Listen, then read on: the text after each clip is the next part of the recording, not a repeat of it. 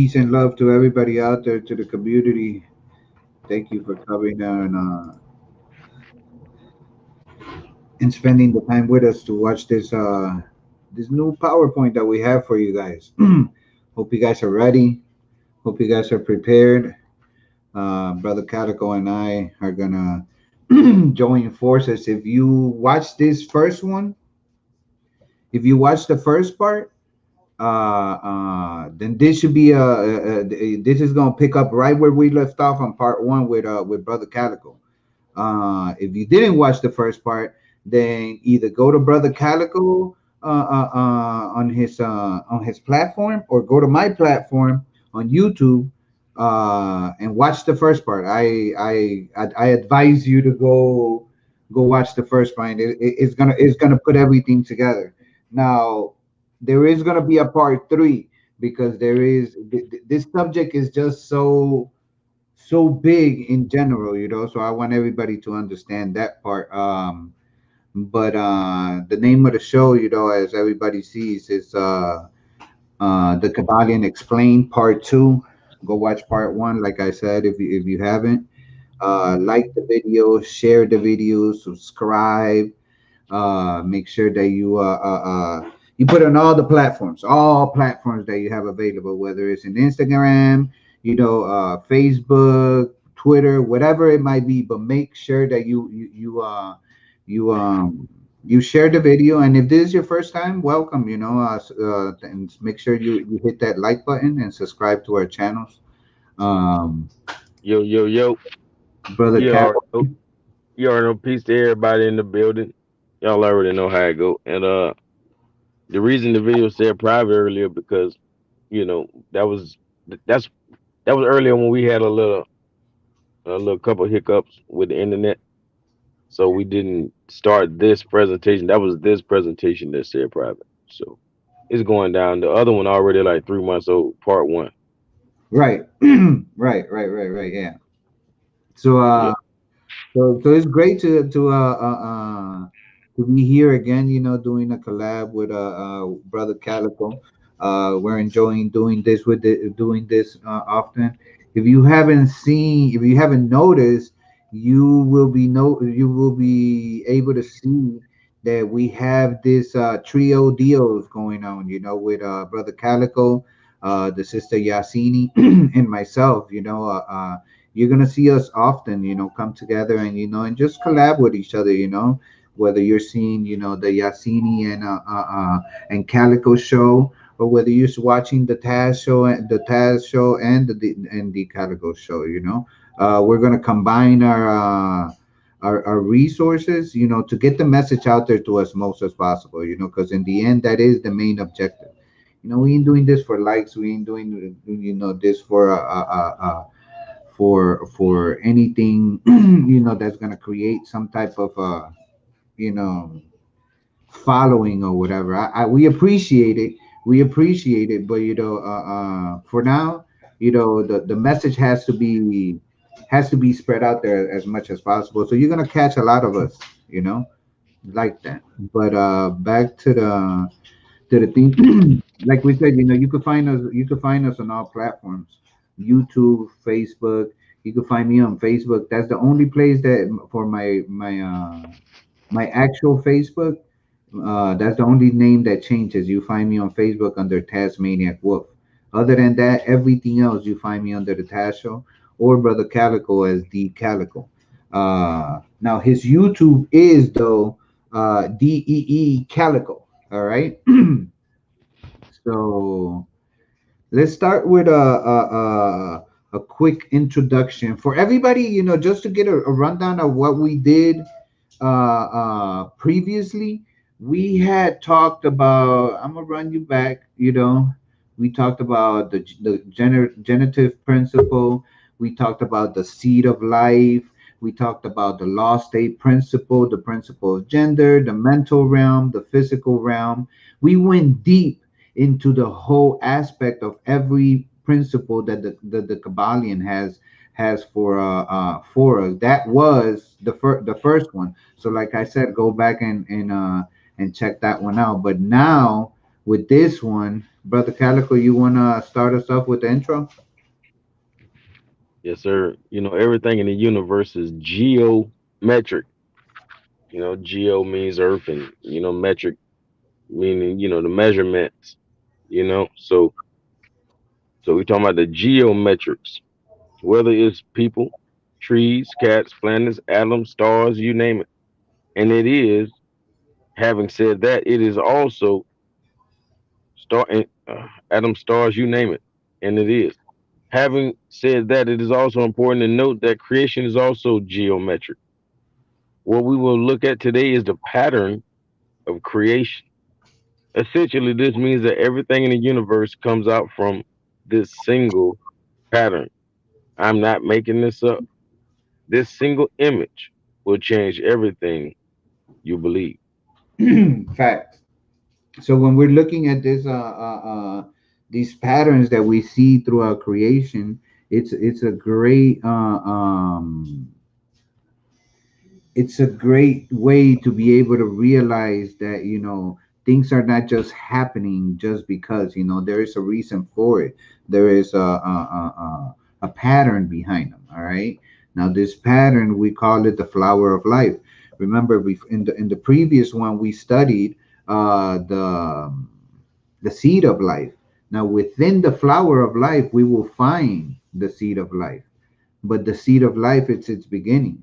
Now once the flower is created, that's what derives from there. So let me get this one out of there. It's the flower of life. Now the ancient Egyptians and other ancient civilizations knew about a deeper basic understanding of the universe. This is the flower of life, and it's the creation pattern of everything in existence, even non-tangible things like emotions, thoughts, music in its entire spectrum, and everything you can possibly imagine. There are 13 information systems that come out of the flower of life. But today, we will address how physical reality can manifest itself within only one of these 13 systems. I will address the other 12 in future presentations. Now, the flower of life is not just one thing. It's a very complex of different things happening all at once. When you study the pattern, you see that there is certain things that you can make, with you could take out from within this pattern called the flower of life. All right, we're only gonna look into one of these 13 systems. We'll address the other ones on a later at a later date. Now, the universal sacred geometry. You want to get this one, brother Calico? Yeah, the flower of life was known around the world in ancient times. It was found in Ireland, Turkey, Israel, Egypt, China, Greece, Germany, India, and even Iceland. It's also been reported to have been found in England, Tibet, Japan, Sweden, Lapland, the Yucatan, and in 14 other places. This sacred symbol is literally everywhere, with one thing in common: the same name. Now, to understand the flower of life, first we must address how it's formed.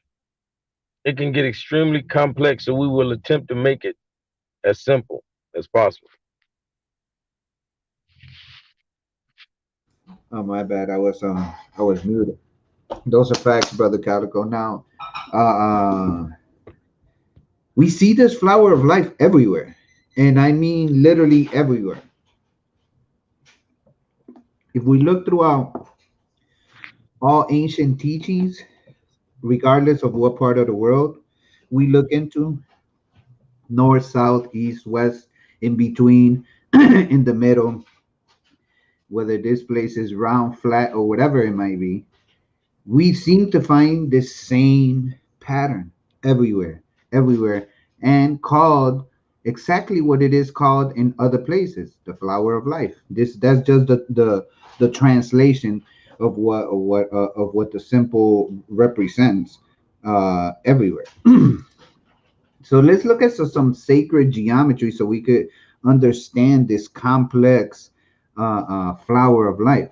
And it says, please come to terms that at first this might not make any sense, but I ask that you do not choose to shut this information out. Watch with an open mind and try to see this in a new way. But always keep in mind that by learning sacred geometry, by just observing, you are absorbing a very minuscule amount of wisdom. If you really want to learn more, you must begin to draw it yourself. You begin to see things in a new way and understand why things are done the way they are done. All right. Now, my suggestion to everybody, and I'm telling you, I would have never thought that I would be saying of what I'm about to say. But where are we at right here? Give me here. Oh, I got my camera off. My suggestion to everybody, it is not that expensive. Go and get you your very own math geometry set. All right. Within there, you're gonna get you your famous uh compass, which you're going to use to make the circles. You're going to get all your different types of rulers, in different types of shapes, or whatever, to help you make all types of figures.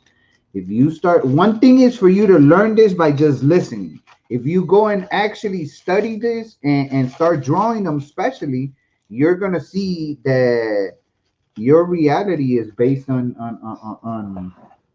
certain it's based off of certain shapes, certain geometrical shapes. All right. So let's start with the story of creation. You want to give it a go, brother Calico?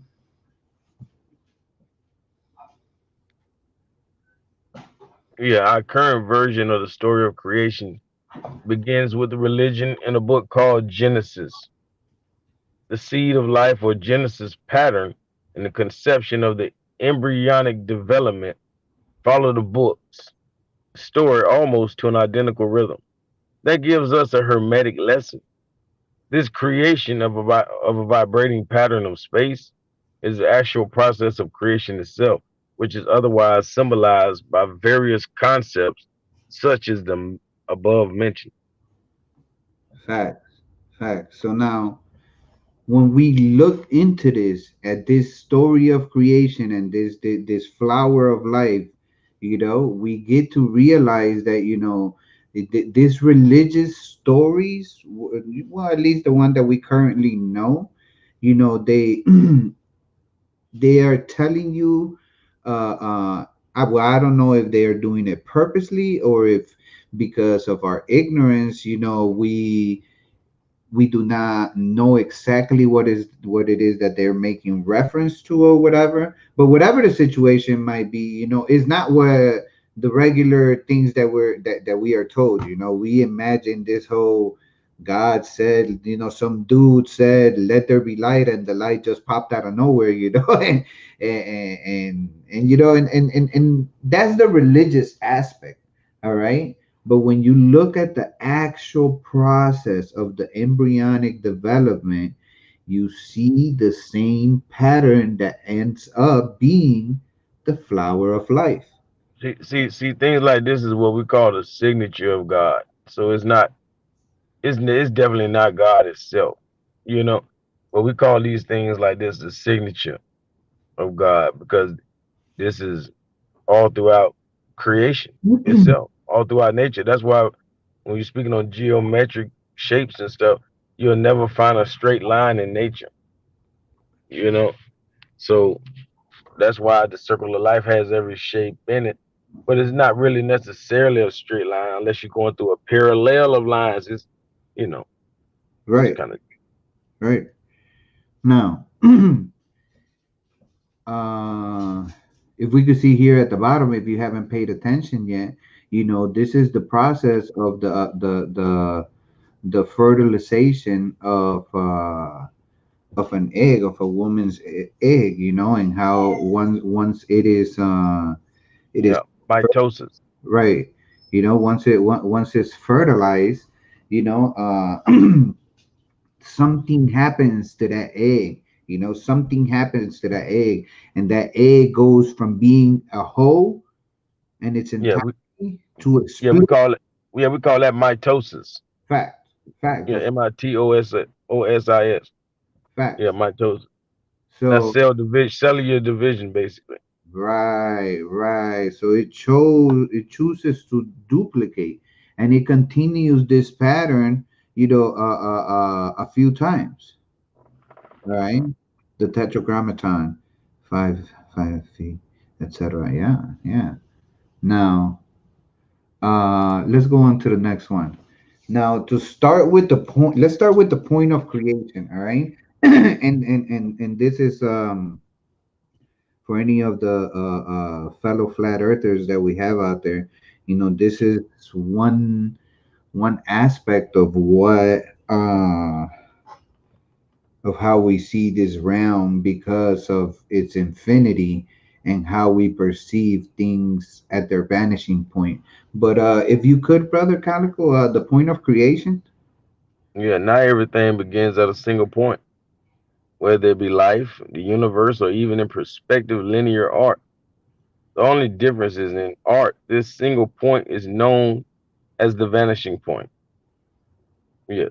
The point where all objects disappear in the distance, as the brother stated, not because of curvature, but science today calls it the creation point.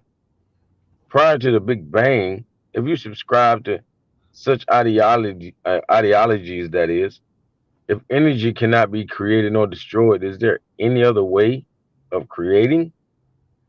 Yes, a mental creation. Facts. No, no, nothing else. Facts.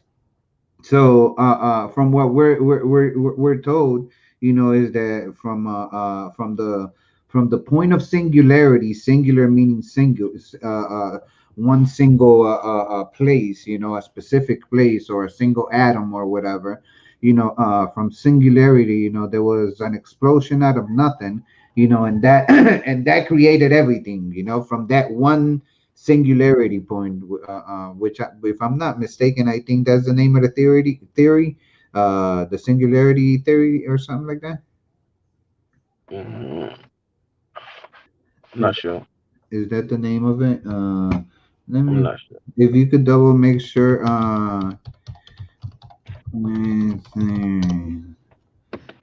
The, the, the theory of singularity. Yeah, the theory of singularity. That's the story of creation. It was in one place where there was this big bang out of nothing, and from nothing, everything came about. According to to the science of today, that's why I specified that from which the Big Bang comes from. If you subscribe to those ideologies, because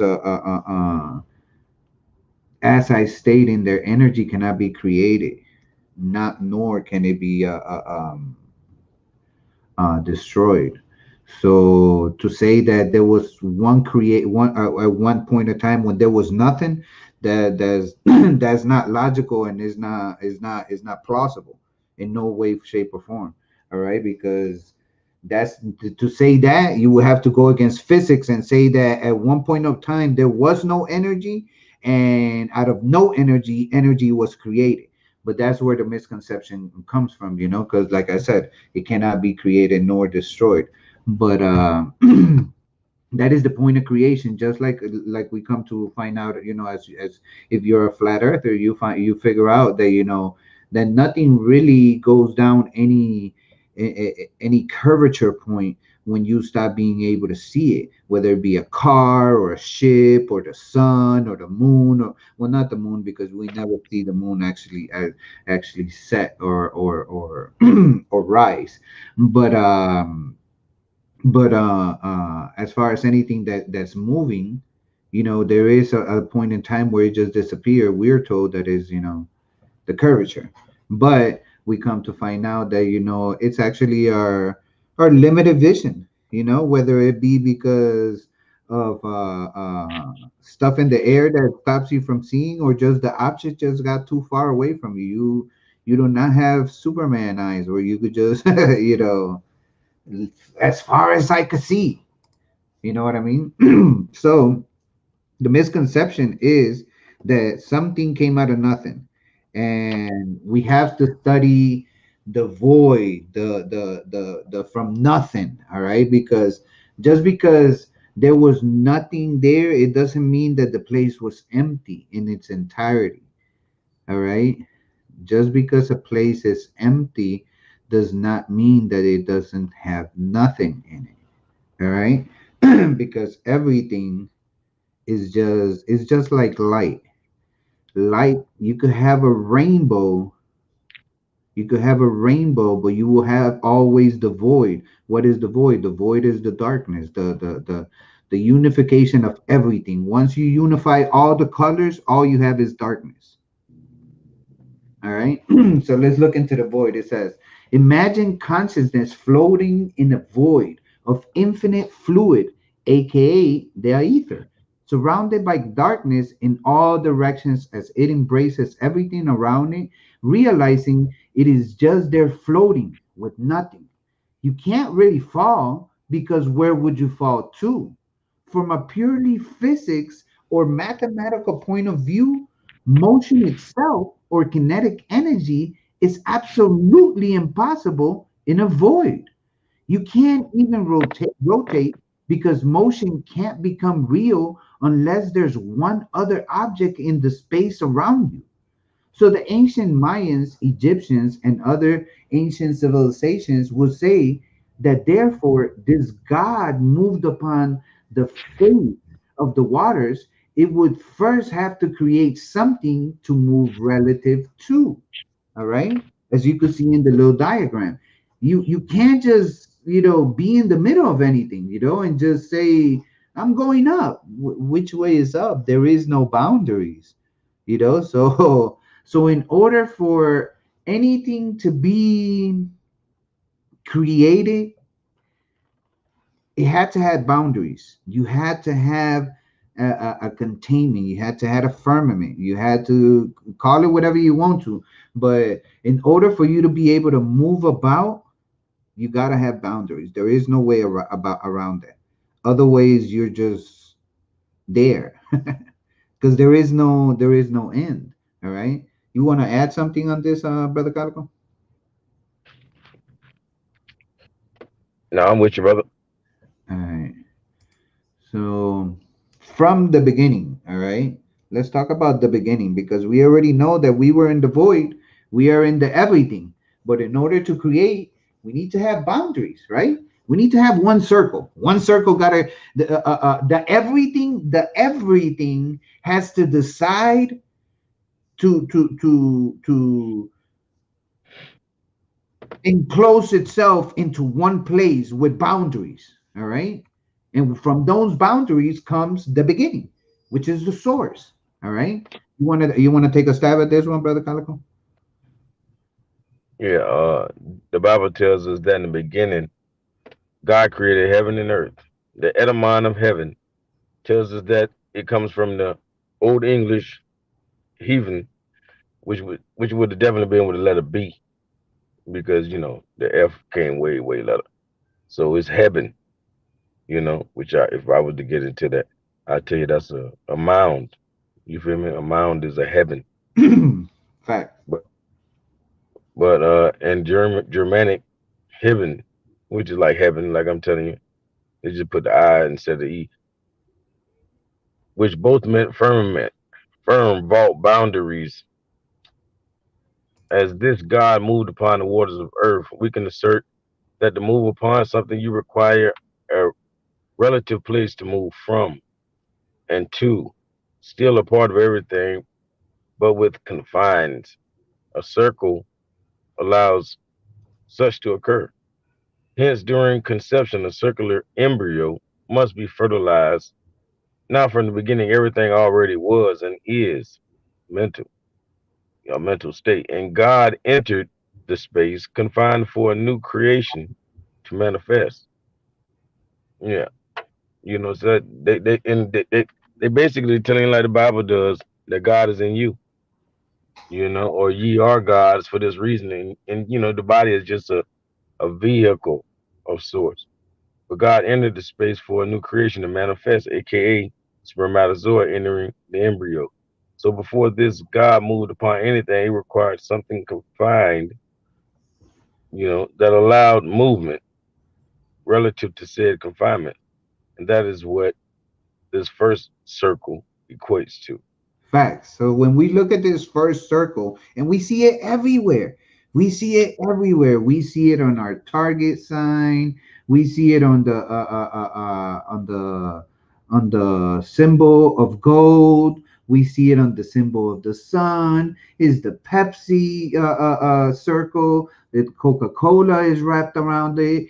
Google is based off the same thing. And when you look at the fertilization of an embryo as well, you see the first circle, and God enters the circle because in order for creation to begin, it has to be brought upon into confinement, into a confined area. In order for creation to come about, it has to be in a confined area. Please keep that in mind when you're thinking of space and all this other stuff, like, and that we're leaving this area like it's just, we're gonna go to Pluto and we're going to Mars. You keep thinking that, but logic and the way creation expresses itself shows you that in order for creation to be sustained within an ecosystem, it must be confined. God must enter the confinement and manifest itself upon the waters. All right, you with me, brother Calico? Oh yeah. Now, and we see this all the time, in all these symbols, the first circle, the beginning, from the beginning. All right, from the beginning, not in the beginning, because in is within. The word in means within. So the Bible story starts not from the actual beginning, because there is no beginning. Energy cannot be created nor destroyed. So there is no beginning. It was just the all. Before it was just the all, until God decided to manifest itself, until that spermatozoid decided to enter and fertilize that embryo. Otherwise, it was just the everything with confines around it. All right. And once God entered that circle, that first embryo, it decided to manifest on itself again, which gave us the Vesica Pisces. Now, this one says, one of the most interesting things about sacred geometry is that it is one of the very few subjects that equally engage and satisfy both hemispheres of the brain simultaneously. Remember, you have a female side, or a female side, and you have a male side. You have on your brain. Your right brain works a certain way. Your left brain works in a certain way. All right. Now it says it does so by meeting the right brain's desire for intuitive and opinion or feeling based characteristics, while satisfying the left brain's search, sequential, and logical data.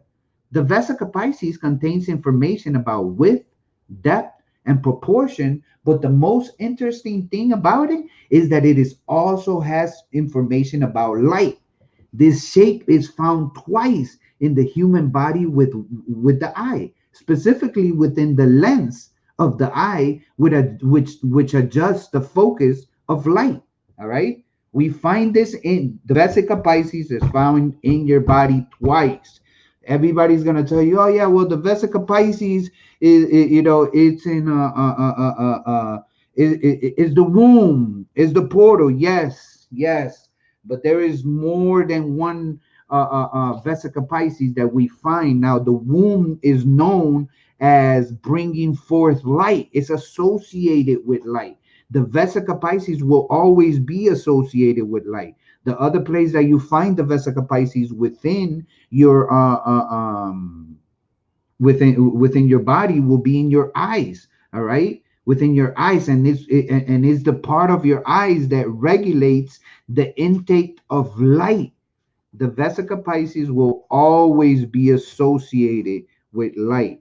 All right, geometrically, physically, and to be able to manifest is gonna have to involve light.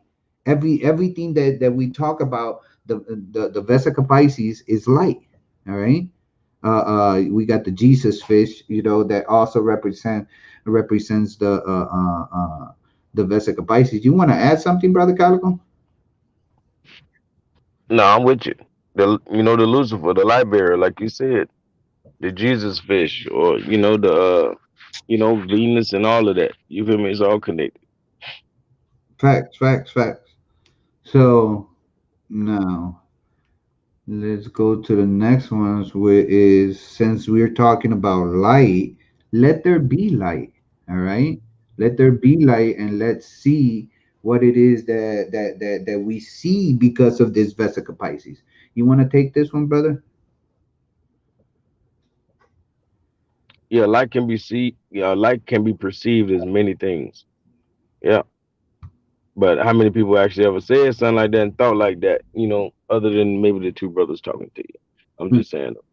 A lot of people don't say something like this, but it's Kabbalistic. So this the Kybalion, and like I say, light can be perceived as many things. Remember, during the source, confined everything was, confined everything was in a state of chaos. You know, everything that was like it's saying in that one circle, and darkness reigned. Huh? So in the beginning was what? Was darkness. Everything came from darkness.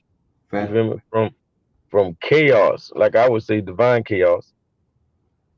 You feel me? Upon the want of interaction. This one circle decides to move to the boundaries of itself by duplicating. Like I say in the cellular form, it's called mitosis. You feel me?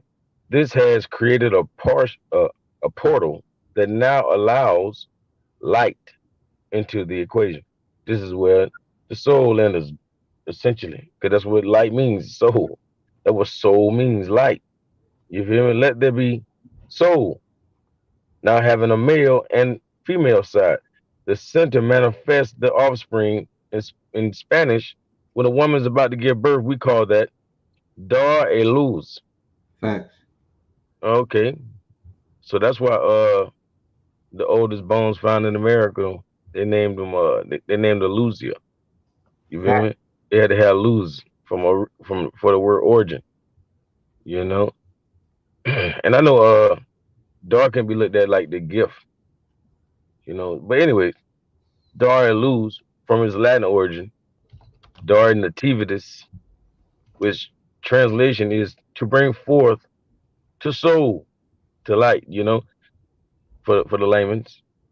This is where creation begins, and the cosmic womb births all creation. This is the reason as to why in ancient times Venus and its goddess equivalent were represented by a fish figure, which was the Vesica Pisces. It creates at its center a female vulva. Yeah, the Vesica Pisces creates at its center a female vulva and is also referenced as the Vesica Pisces. Facts. Now, these Vesica Pisces, we also see it everywhere. Just like we came to find out that we have the source, from the beginning, you know, in everything, in Pepsi, Target, and everything else. We also find the Vesica Pisces and everything. We have it for all my peoples out there buying Gucci and Chanel. You do know that their symbol is the Vesica Pisces. If you own a MasterCard, you own a Vesica Pisces symbol that you carry with you at all times. If you smoke the cigarettes cool, you will see and find the Vesica Pisces right in the middle of the name. All right. If you go to the Roman, where is the Roman whatchamacallit headquarters? Um, Brother Calico, help me out. Uh, I didn't hear what you said about the headquarters or what. The Roman headquarters, the Catholic headquarters is Yeah, you talking about where the Pope is. So you talking uh that's a shame. yeah, I can't think of it right now. Right this second, but it's right on the tip of my tongue. It's getting it's Right. frustrating. Hold on. The that Damn. man, it's the smallest thing in the world. Just like how Washington D.C. ain't nothing but them few square miles. The Vatican, The that's Va the name. the Vatican. So Yeah. if you go to the Vatican, you will see that their middle what you call it, I mean, it's all representing the sun and the moon. You facts, feel me? facts. Yeah, yeah. The car and the bar. Right. You feel me? So it's your car and your bar. It's the masculine and And the feminine. facts. Those are facts. Those are facts. Yeah. Right. And from both of the and the from the unification of both from a female and male, you create and you bring forth to light another being. All right. So this whole aspect that we're seeing is literally all in our face all the time. Whether it be while you buy you a Gucci, your Chanel, your Mastercard, your Cools, or whether you watching, something on Google, you buying something at Target, you buying a Pepsi, a Coca-Cola. All these symbols are there, at all times. All right. And so let's continue, all right? Because once we realize what's going on here, it says, a female's vulva is also a reference as the Vesica Pisces, all right? And the Vesica Pisces is also known as the fish, all right? And when we look into the fish, the bladder of a fish, all right, it says in Latin, Vesica Pisces literally means bladder of a fish, all right? When we're speaking of the Vesica Pisces, it literally means the bladder of a fish. And don't forget that a fish is the representation of what's dude name, Jesus Christ, all right, of Jesus the Christ, all right. Yeah, that's why they keep saying Pisces when they saying the Vesica. Right, Pisces. Yeah, and they keep speaking on the Pisces. Yeah, Right, exactly. So now it says reflecting the shape resemblance to the coin. Basically, literally means bladder of a fish, reflecting the shape resemblance to the coin dual air bladders, aka their swim bladders, found in the vast majority of fish. To control buoyancy, the fish will gulp water and force it through its gills. Through this process, dissolved oxygen goes into the fish's bloodstream. This oxygen then travels to the swim bladder, controlling the buoyancy of the fish. To go up, the fish relaxes its muscles and allows for the bladder to increase in size. And to go down, the fish will contract its muscles to make it smaller and dive while also spreading oxygen through the bloodstream. It won't address it, I won't address gravity and its failures to density and buoyancy, but expect it soon when I debunk the heliocentric model we all love so much. Because this is one of the things and that hey, bro, and hey, it's well, it's not ironic, but it's right on time that you said what you was just saying right there about the anatomy and the bladder and this and that. Because the word vesica, as it says the word vesica comes from the Latin, vesica, which means bladder, urinary bladder or the anatomy, so to speak. You feel me? So that's what when you say vesica Pisces, we talking about the Pisces, but they're talking about the bladder of the two Pisces, the two fish, those two lovers, so to speak. You feel me? So fact. it's like this is like really like right on time because it's coming right after, like this video coming right off the heels of us doing the Eomatic, where we spoke on the bladder or the urinary and the reproductive of the eel, which is not there. It's not even there. You feel me?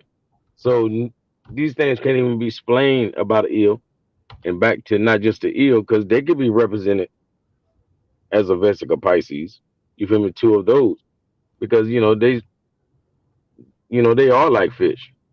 In so many different forms they take. But yeah, I just wanted to kind of clear up what the heck Vesica meant because we all know about the astrology enough to know about a Pisces, but the Vesica part was like, what the heck? Yeah. Sister Denise, that hey, Mr. Jesus be slipping my mind sometimes. But it is peace to the universal empress. Thank you for joining us. But let's get to this holy trinity, because we've talked about the let there be light, the Vesica Pisces, and also the source, the beginning. So let us look into what happens once this union occurs. All right, once the male and female come together and create this light, it brings forth the Holy Trinity.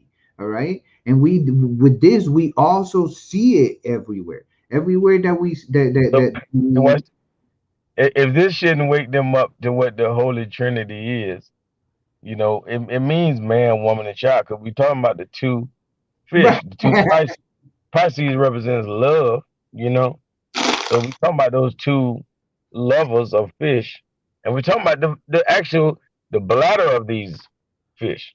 So we're talking about them bringing forth light through this process. We're talking about the conjoining of man and woman. You feel me? And the Holy Trinity, which means the third party would be the child. You feel me? So yeah, man, woman, and child. The true Holy Trinity. Even the Kybalion trying to whisper it to you. If you got ears or a little wisdom. exactly. So now, you want to take this one? You read the previous one, right? Nah, you had got it. It say Well, in Christianity. It say in Christianity, these three circles have been seen as aspects of God, His Son, and God's Holy Ghost. Yeah, you know who she is. Hence the Holy Trinity, as previously explained with the Vesica Pisces and Source.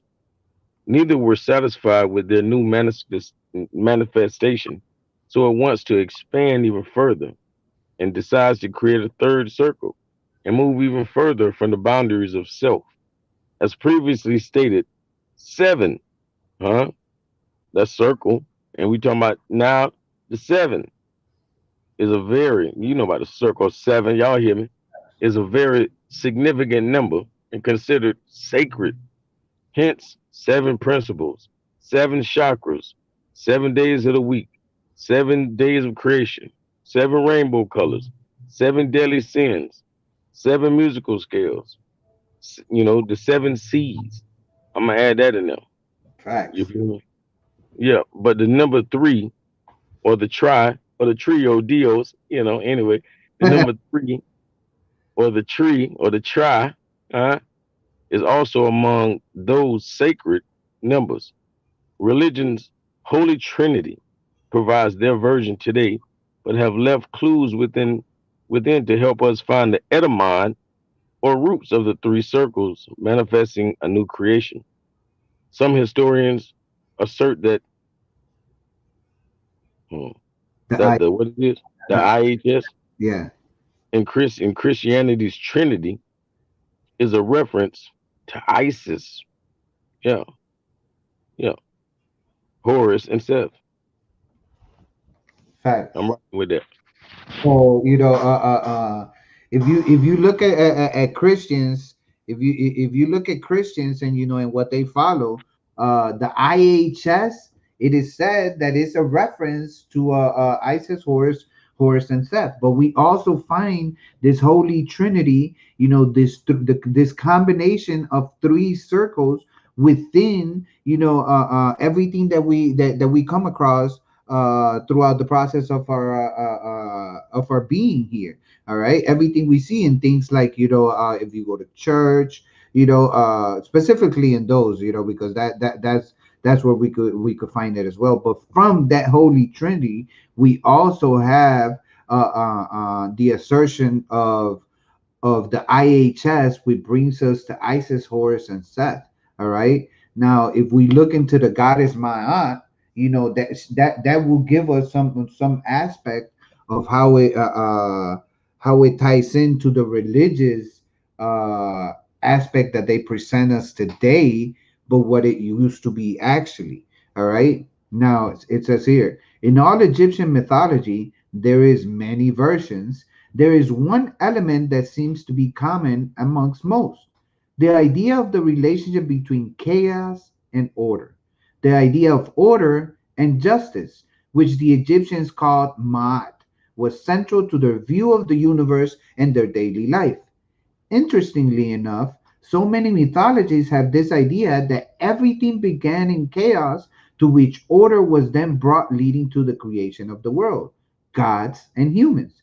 For deep within ancient Egypt, we find the scroll named Brahmner Rhine Papyrus, currently residing on enemy hands in London.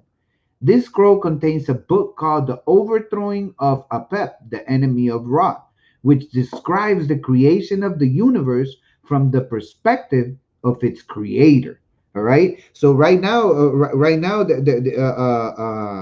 they're telling us like the story of creation that they give us in religion or in Christianity is the perspective of somebody, some dude, I guess, that was just No, looking, because God never told the story. He never sat down and told nobody, well, on the first day I did this. So there was some reporter, there was a fact no, check there, no. or That's the old papyrus. That's why they say it was a scroll. They found in ancient Egypt. We found a scroll named Bremner Rhine Papyrus. You feel right, me?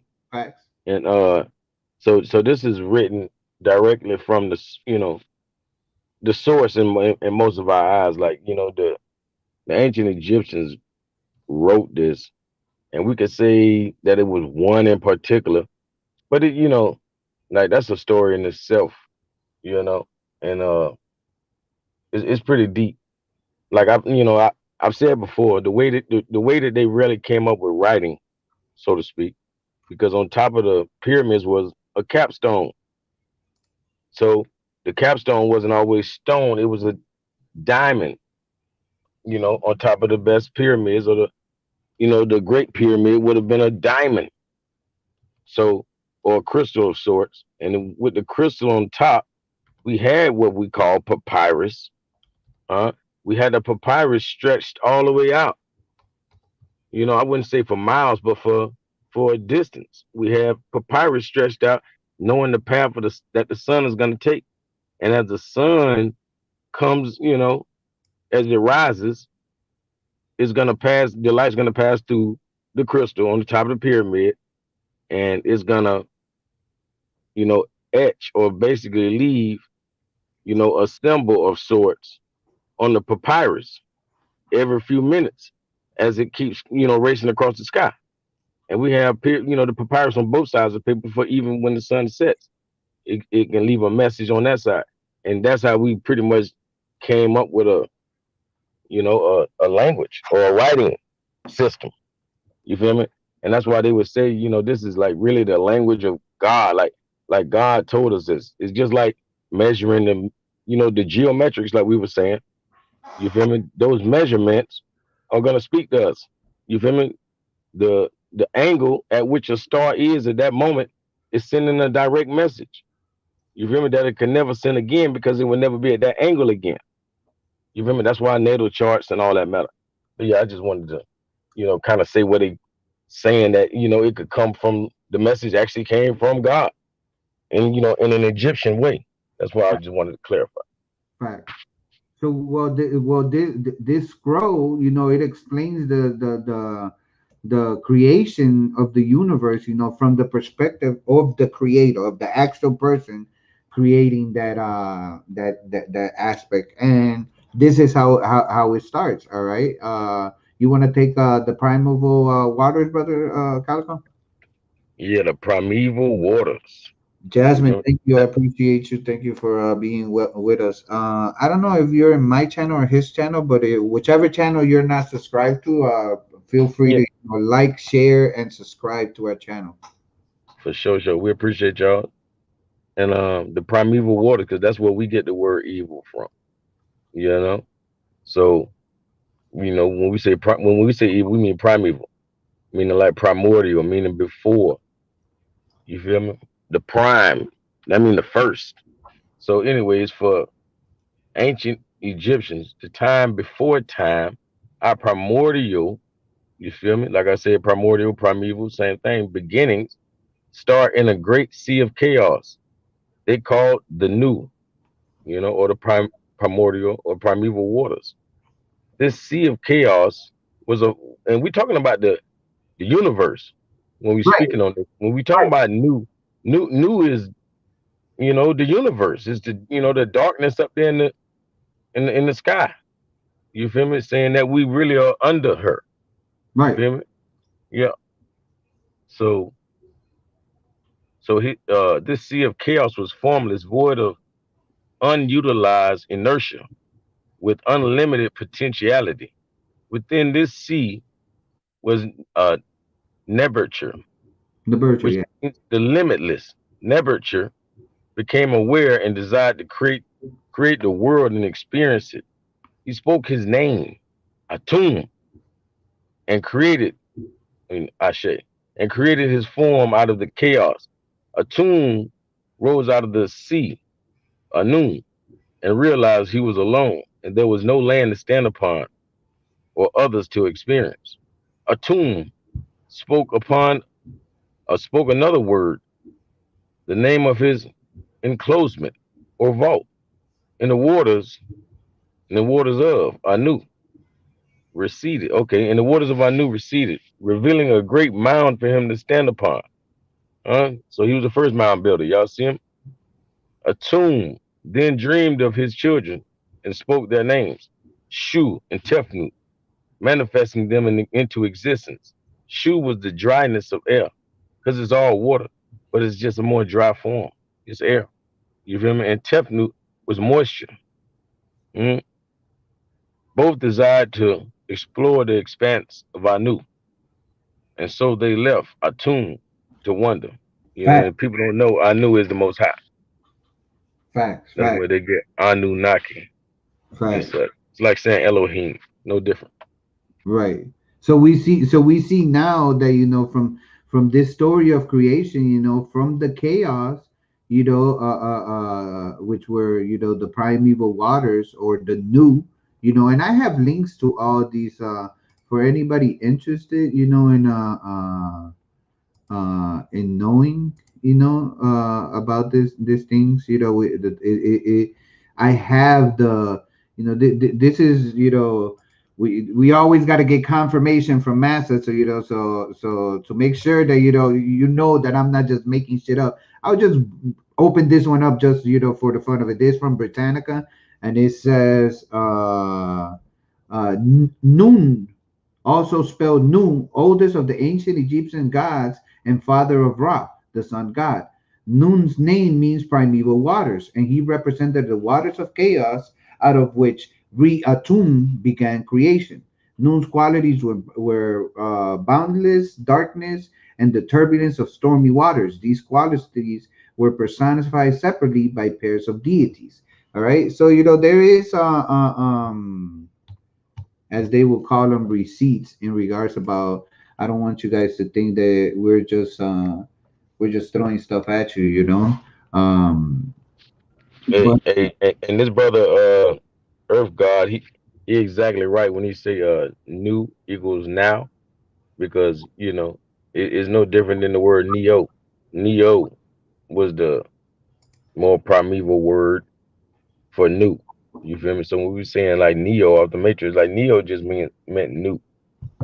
If anything, you notice we aren't neos. If anything, we're the Morpheus. In the movie, we the Oracle.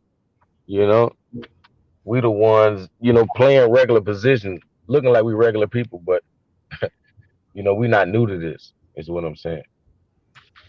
facts, those are facts. So so this gives us a perspective on what it is that that this creation story presents to us. All right, but this is only the beginning. All right, this is only the chaos within the waters. Uh, Inktown Incorporated. I appreciate you, brother, and I'm always looking to bring some facts to the community, just to bring about what's been hidden from us for a very long time. I'm glad that you're enjoying it. Uh, but let's continue with this creation story because he had his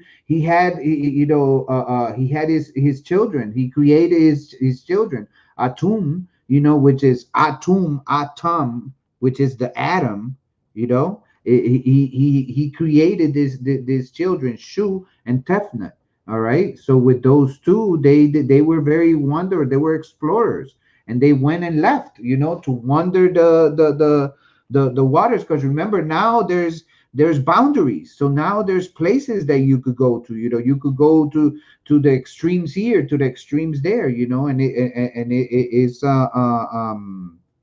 is the expanse of what is being of what you now could explore and before you couldn't. All right. So let's look at the Egyptian story, the Egyptian creation story. All right. So it says, much time passed, and Atum missed his children and worried over them. So he sent his eye to search for them in the chaos. The eye eventually found both Shu and Tefnut and brought them back to their father. Atum was overjoyed and wept at the sight of his children's return. From his tears were born people and all the creatures of the world. While the eye was gone searching for Shu and Tefnut, another eye had grown in its place and was distraught over his replacement. But Atum loved his eye and placed it on his forehead to watch over the world, and it became the sun, the god Ra. The other eye became the moon. Shu and Tefnut had two children, Geb and Nut. They were both in a constant embrace, so their father Shu, the air, would separate them during the day so people and the animals could live there. Now, you want to add something before I get into this, brother Calico? No, I'm ready. When we look at this creation story, all right, and we see the representation of how the body begins to evolve. Yes, PNF Digital Prophet Media TV. Yes, this is the creation story, the Egyptian creation story. This is not the Christian whatever, but this is the story of creation. Yes, yes, from its beginning of the everything to the to what to once it started expressing itself into people, animals, land, and everything else. But here we're able to see, how these eyes that were watching over everything, how the sun was made, how the moon was made, how the tears of these gods was what brought forth people and animals. All right. And it's the one thing that the Egyptian story actually goes into further detail more than the actual Christian story that we're having. But let's talk about Nut and Gib. You want to take this one, brother Calico? You didn't want to add something on the previous one, did you? Now, I'm trying to keep it moving. I don't even think we did 10 slides yet. For real. Let me see. From Newt, the sky goddess, and Geb, the earth god came. Earth Geb, the earth god, because Geb is the same as the word Geo. Geo means earth. Geb means earth. So essentially, it's not even Geb that means earth or Geo that means earth. It's Ge. If you look up, Ge means earth. So you know, I'm sure when you saying B, it means a particular portion of the earth. You know, just like when they try to say Geo, they're really telling you basically like just like a flat Earth map, that circle. that ring of sort. You feel me? The GO. But regardless, because they saying those are the metrics that they measure from. That's why they saying geometry. But anyways, from Newt, the sky goddess, and Geb, the earth god, came four children: Osiris, Isis, Set, and Nephthys or Nephthys. This these were the gods who would live uh, who would live among men on earth, with Ra ruling over them all. He was the first pharaoh. His role was to maintain Mayat. So I'm pretty sure they're talking about Asar right here, Osiris. Boom, boom, boom, boom, boom. So he was the first pharaoh. His role was to maintain Mayat, or order and justice in the face of chaos, represented by the great serpent Apep. That's who chaos is represented by. Also known as Apophis. Apophis. And I always compare, that your skin you shed every day. That's why I say we are the reptilians, because just like the god Apophis, which is a great snake you shed every day, and it's called apoptosis. You feel me? So Apophis by the Greeks.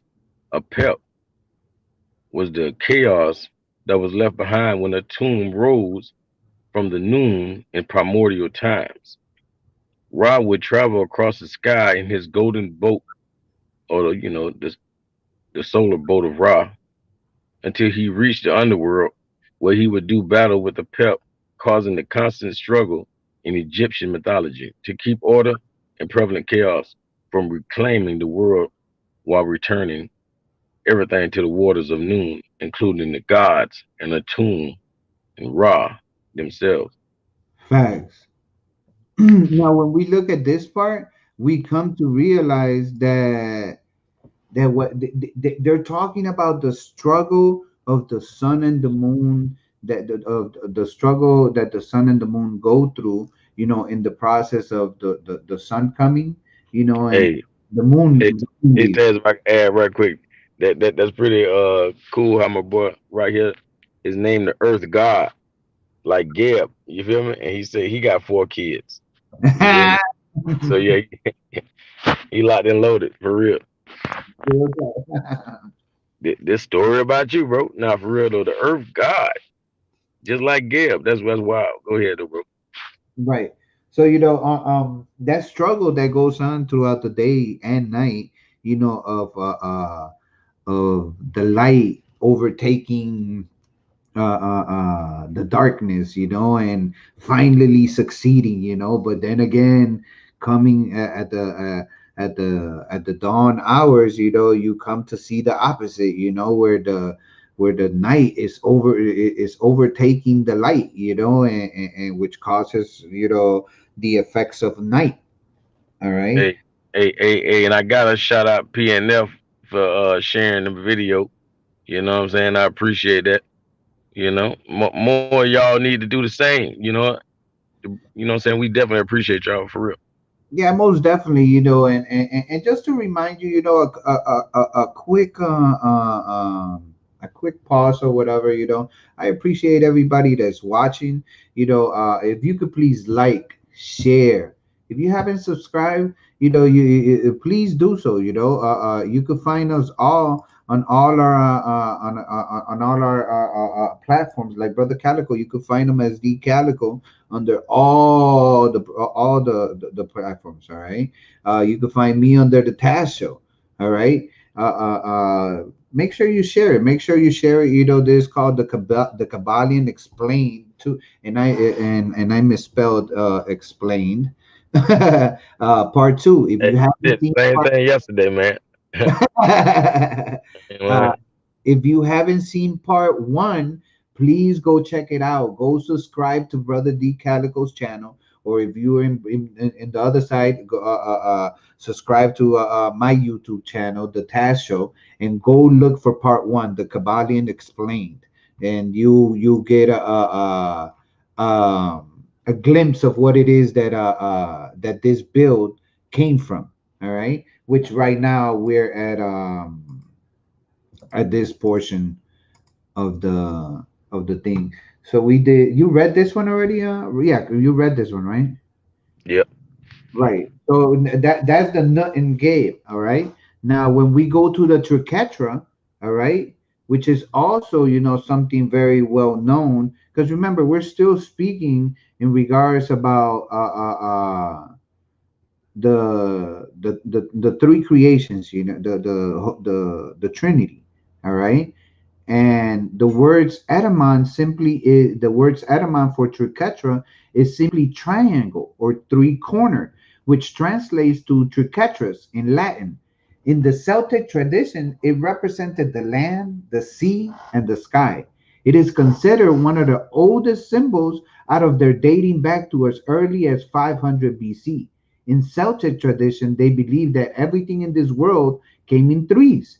Examples: three stages of life, death, and rebirth, the three phases of time, past, present, and future. In spirituality, we also have the body, mind, and the soul. Sometimes it is accompanied by the circle, which is usually interlaced with the triquetra, which represents the bond between the three main alchemical elements: sulfur, mercury, and salt. It is also said the circle implies eternity. All right. Do you want to add something, brother Caleb? Nah, I'm rocking with it though. Well, I'm moving. Move.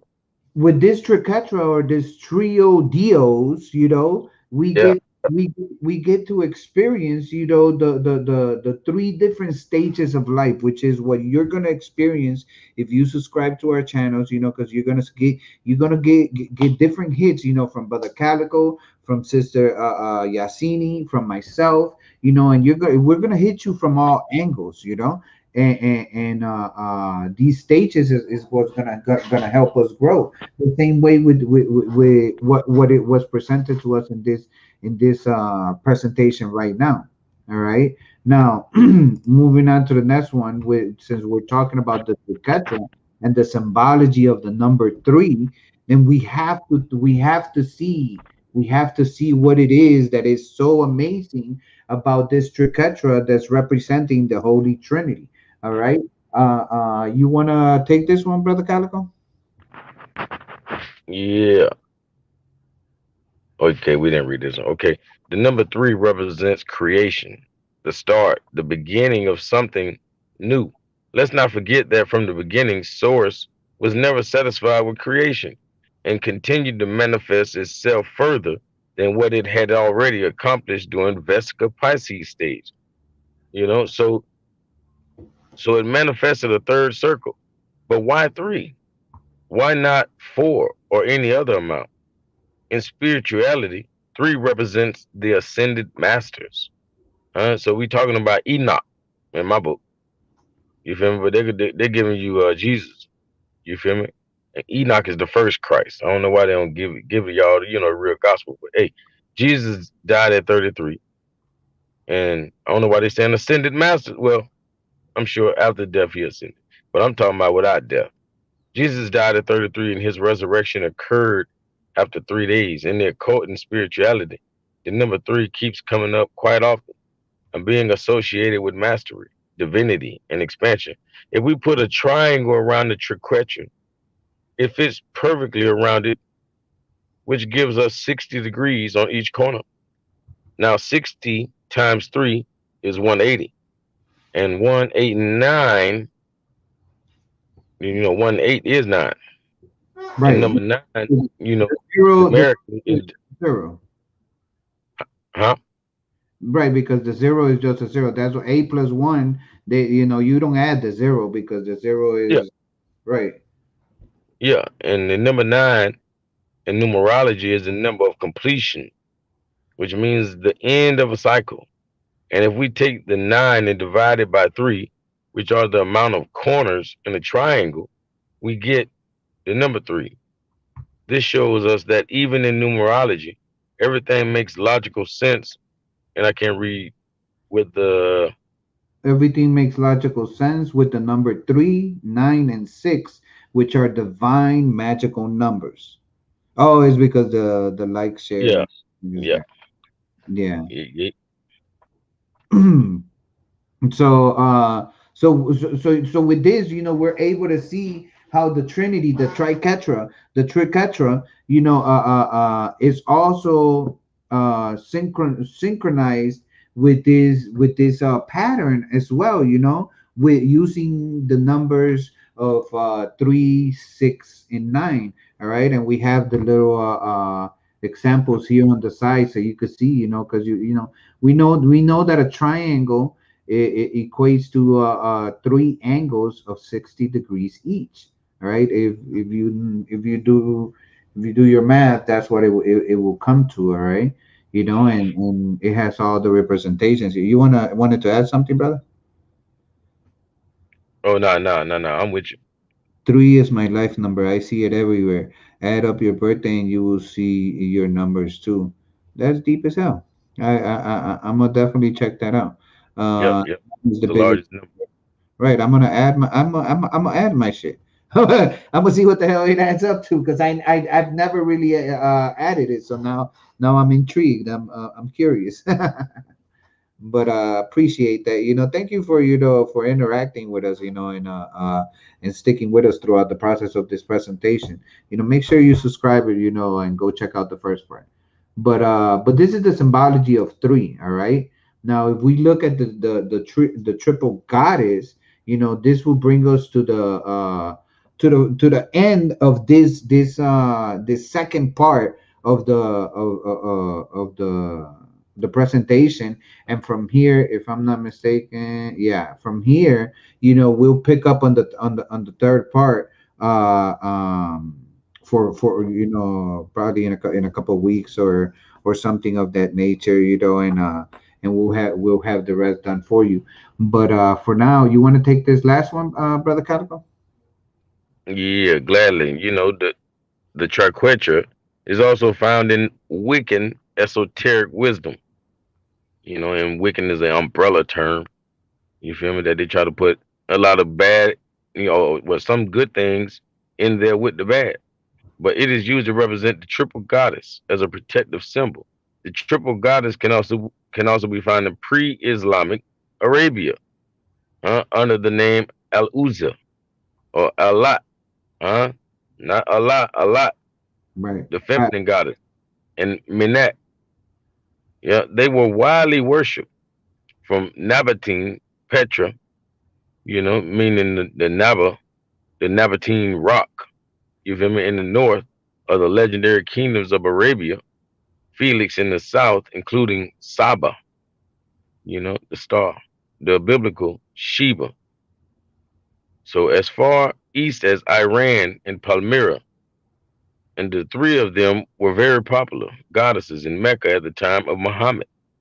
Al Uzza, whose name means the mighty one, or the goddess of the morning star.